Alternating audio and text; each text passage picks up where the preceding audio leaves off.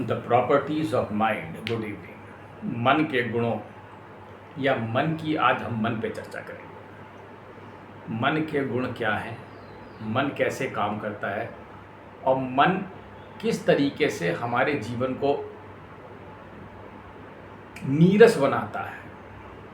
हम मन के विभिन्न गुणों पर चर्चा करते हैं। मन क्या है? मन एक पुंज है, एक सॉफ्टवेयर है, इसे कह सकते हैं, जिसमें कि अनंतकालीन यादें, पूर्व जन्म की चीज़ें और इस जन्म के अनुभव, बुरे अच्छे कम याद रखता है, बुरे ज़्यादा याद रखता है।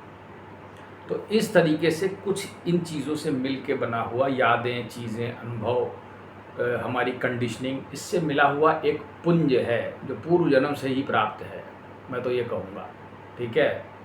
और इसकी प्रॉपर्टीज़ का अध्ययन करके तुम बहुत फ़ायदा उठा सकते हो। If you understand the properties of mind you can become wise. तुम बुद्धिमान हो सकते हो अगर तुम मन की प्रॉपर्टीज़ का अध्ययन करोगे। समझ रहे हो? इस चीज़ को ज़रा बारीकी से समझना, जो मैं तुम्हें बताऊंगा, इससे तुम्हें फ़ायदा होगा।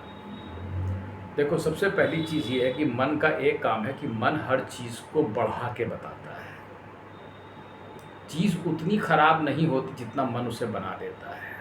तुमने देखा होगा, जब 4 आदमी बात करते हैं तो चौथे आदमी तक पहुँचते पहुँचते अगर एक आदमी मरा हो तो वो 10 हो जाते हैं।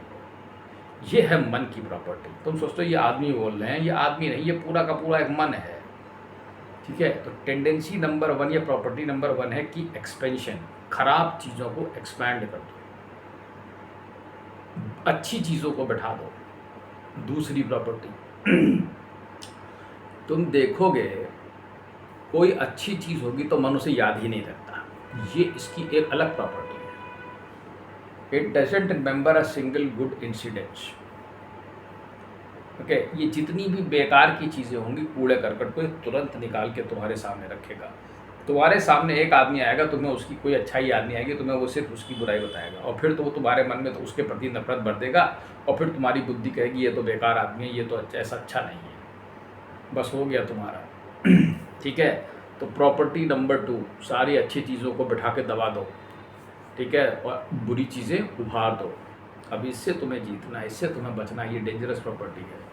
क्योंकि इसके चक्कर में क्या होता है कि आप सभी रिलेशनशिप्स को ख़राब करते हो, आप जीवन का आनंद ही नहीं ले पा रहे हो। ठीक है। आप जिंदगी का आनंद ही नहीं ले पा रहे हो, आप परेशान ही हो।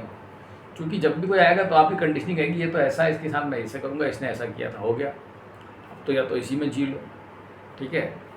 तो एक हो गया बढ़ाना किसी चीज़ को, दूसरा हो गया केवल बेकार की चीज़ों को ही बताना, उगलते रहो।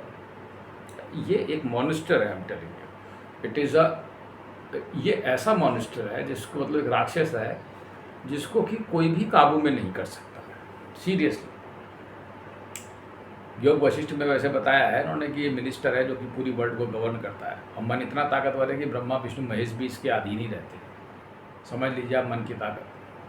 केवल आत्मा ही एक ऐसी चीज़ है जो कि इसको देख के बता सकता है, जो कि इसको काबू में रखता है, क्योंकि वो राजा है। राजा का मंत्री है ये, तो चलाओ भाई। बहरहाल हम फिर आगे बढ़ते हैं, और इस मन की जब विवेचना करोगे तो स्मृति इसका एक महत्वपूर्ण, मेमोरी इसका एक बहुत महत्वपूर्ण अंग है, जिसका ये उपयोग बहुत कायदे से करता है। ये क्या करेगा? पुरानी यादों को निकालेगा जो अच्छी नहीं होंगी, और दुख देगा तुमको अकेले में। अगर मान लो कोई आदमी कहे कि मैं अकेले में बैठूंगा, आप इस संसार में मान लो कोई कहे कि मैं अकेला हो जाऊं। ठीक है। क्या क्या है? मैं अकेला हो जाऊं। भाई मैं अकेले बैठा हूं, मैं संसार पर नहीं ध्यान दे रहा हूं, मेरी इंद्रियां अपने बस में आ गई है। लेकिन ये क्या करेगा? ये मन तुम्हारे पास ही रहेगा। ये तुम्हारा सबसे अच्छा मित्र है, मैं तुम्हें बताता हूँ। वैसे कृष्ण में गीता कहते हैं अगर तुम इसे मित्र बना लो तो ये मित्र है, और शत्रु बना लो शत्रु है। इवन अगर ये तुम्हारा शत्रु मित्र है, मैं तुमसे कहता हूँ, या मित्र शत्रु है, दोनों ही कह लो, तो भी अगर तुम इसे समझाओगे तो ये भी कभी ना कभी तो मान ही जाएगा। ऐसा तो कभी हुआ नहीं। वो जीसस कहते तो हैं, बार बार अगर एक वकील जाता था, एक बुढ़िया थी और एक वकील के पास जाता है, बाइबल में एक पैराबल है, और वो बार बार नॉक करती थी, मेरी ये समस्या, मेरी ये समस्या, मेरी, सुनता ही नहीं था राजा वो वकील।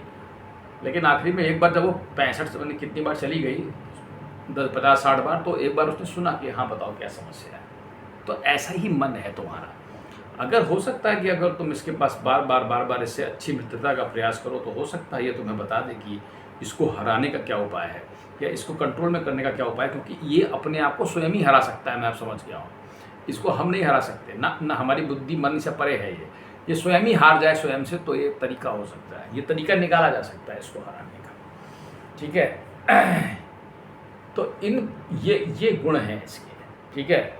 अब मेमोरीज को निकाल के सामने लाना, अब तुम अकेले बैठ गए, मान लो कोई जंगल में समाधि में बैठ गया, तो ये कूड़ा करकट तमाम ले आएगा। तुम इसका एक कमाल देखना, तुम करके देखना, मैं तुमसे कहता हूँ। तुम कोशिश करो, जैसे मान लो तुम एक जगह जाओ, जैसे मान लो तुम कहीं ऑफिस में आते हो, तो वहाँ की प्रॉब्लम्स हैं। ठीक है।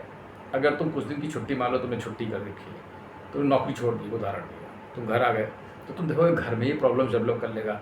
ये घर में सबके बैठे बैठे बुराई निकालता रहेगा, इधर उधर इधर उधर इधर, ये ऐसा वो वैसा, ये पड़ोसियों की बुराई निकालता रहेगा, ये ऐसे वो ऐसे वो ऐसे।